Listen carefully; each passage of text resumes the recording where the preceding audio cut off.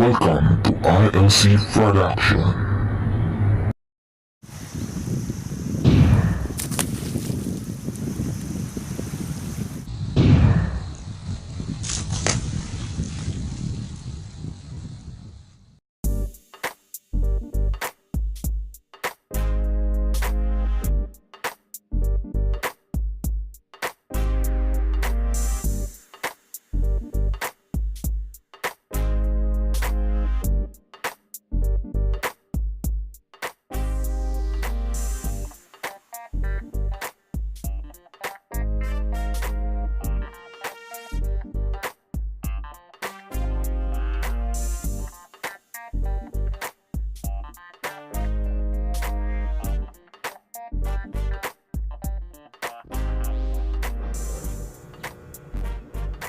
Yan guys, i-capture lang natin.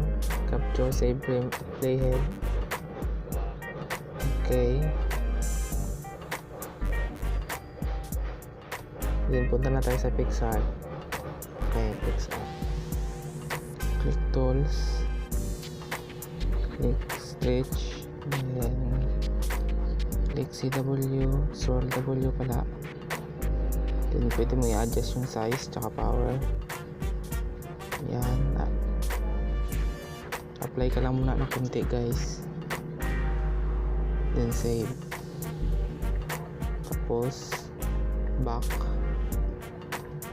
Then dagdagan mo yung apply ng swirl.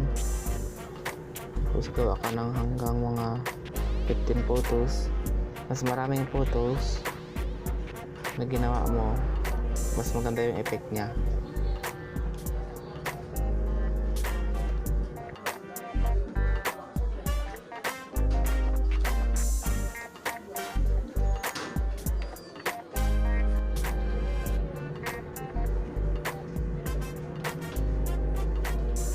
Yan guys, paulit-ulit lang yan siya, pero different effect ng swirl CW hanggang sa pinakamaliit na siya. Yan. Tapos balik na tayo dun sa Kinemaster. Yan, i-apply natin siya guys. Yan, i-full screen sa layer. Yan siya, layer. Yan, paliitin siya. Yan, hanggang 0.45 seconds.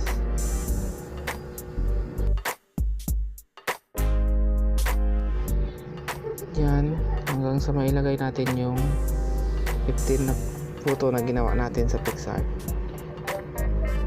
Yan, paliitin na siya ng paliitin.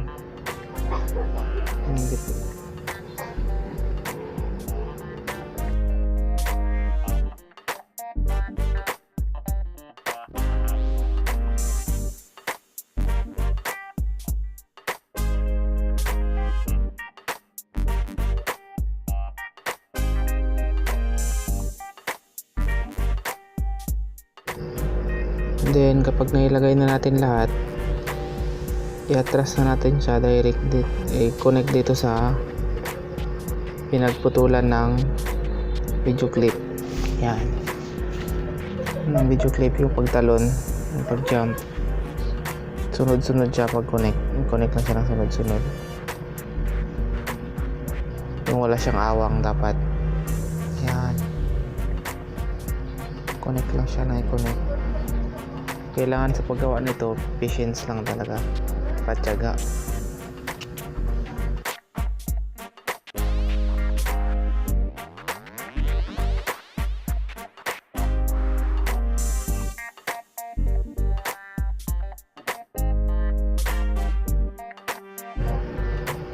Tinatry nyo siya guys kung wala na siyang mali. Yan, ulitin nyo, baka mayroon pang medyo malayo yung agwat. Ito nyo siyang paliitin ulit. Yan na guys, okay na. At yun guys, thank you so much. Sana nagustuhan nyo. Yun.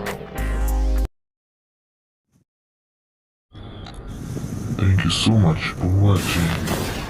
Don't forget to subscribe and click the notification bell.